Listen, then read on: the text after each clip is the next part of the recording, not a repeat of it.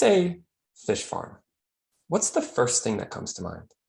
I've asked people this question a lot over the years, and what I've learned is that fish farming really has a bad perception.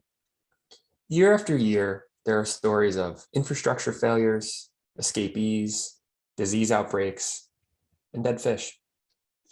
Some even equate fish farming to those images from our grade school textbooks on the Industrial Revolution. You remember those? Lines of coal-burning factories billowing smoke and smog into the air. It's not a very pleasant thought when you're trying to eat a meal. But let me paint a different picture for you, a proposed alternative reality. You sit down at your favorite sushi restaurant, you order your favorite fish dish. Maybe it's a kahala sashimi, maybe it's a grilled salmon. But that dish comes with something new, something different. That dish comes with a side of knowledge. Knowledge about where your fish was grown, how it was raised, and the people who raised it. If you're a nerd like me, maybe you can check on the water quality in which the fish lived. And maybe you can even watch a video of that exact fish while it was growing somewhere on the other side of the planet. Sounds pretty cool, right? Well, I'm here to tell you today that that reality is upon us. My name is Matthew Goldsboro, and I'm the Chief Technology Officer at Forever Oceans, a pioneering open ocean aquaculture technology company based right here in Kona, Hawaii. We grow fish out in the open ocean. And when I say open ocean, I really mean the open ocean, not near shore, not in a river, and not in a fjord. Our systems operate anywhere between 2 and 20 miles offshore in deep water with strong, healthy ocean currents. Because we're so far offshore, we need to leverage technology and automation to make our operations safer and more efficient. I believe that this technology can not only help grow more sustainable fish, it can help change the poor perceptions of the fish farming industry that have built up over time. But in order to understand the future of fish farming, I think it's probably helpful to understand the past. Fish farming can trace its roots back to ancient China, where fish have been cultivated for human consumption for thousands of years. While husbandry practices have evolved and spread over time, they remained relatively small scale by today's standards and largely void of any technology. Even here in Hawaii, native fish ponds became an important food source and remain an endemic part of the culture. Fish farming, as we know it today, rose to prominence in the late 60s and early 70s with the development of large floating cages. Pioneered in Norway to grow salmon en masse, these systems and practices quickly expanded to places like Chile, Scotland, and Canada. Salmon is now one of the most widely cultivated species in the world, and in Norway is its second largest export after oil. It's huge. While demand for seafood grew, scale increased dramatically, but husbandry practices really were unable to keep pace. Some industry pioneers equate this to the wild, wild west of the seafood industry. Fish were often grown in overcrowded pens, fish diets were relatively low quality, and as a result, multiple reports of disease outbreaks and mass mortality events over the years. One anecdote that I think sums up the era nicely comes from a friend who cut his teeth in the industry. Harvests at the time were a very manual task where farm workers were sometimes removing fish one by one, hand by hand.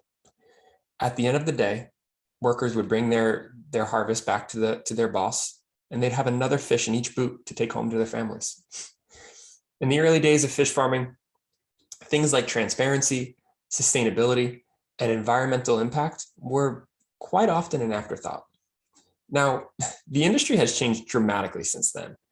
Organizations like ASC and GAA and others have helped define standards that help make farm operations safer, cleaner, and more efficient. But public perception, and more importantly, public acceptance of farm-raised fish is still a big issue. Honestly, when I tell people what I do, more often than not, they turn their nose up at me. And then I explain them how we do it. And then, this is my favorite party trick. I take out my phone and I show them how we do it. It changes everything. What we do at Forever Oceans is quite different. Forever Oceans is a technology-enabled aquafarm. So while we still need people, the farm can be monitored and most of our major operations can be completed from anywhere in the world. We leverage long-range communications, automation technologies, and smart devices to monitor everything on the farm in real time. We record hundreds of discrete data points from water quality to positioning data to electrical signals. This gives us total control and an in-depth situational awareness of the status of the system. And most importantly, this technology platform allows us to monitor the health of the fish and our impact on the environment, or lack thereof, in real time. It's with this foundational data that I think we can change the hearts and minds of seafood lovers around the world. By empowering consumers with data, we can show that fish farming, when done correctly, can be done in a healthy and sustainable way. So far, the industry has really been constrained to nearshore operations due to limitations in logistics and technology. To put it bluntly, there's just no more coastline to expand in order to cultivate fish at scale without having a measurable impact on the environment.